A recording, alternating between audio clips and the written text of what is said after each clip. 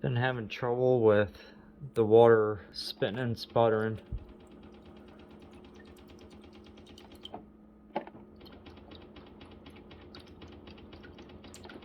And if you wait a minute,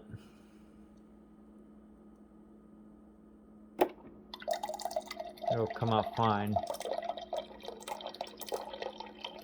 Then it may restart on its own again.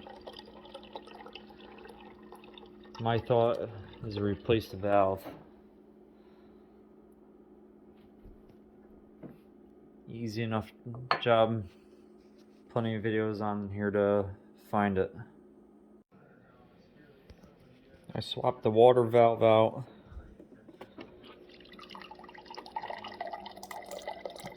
Ran some water through the lines, purged the air out.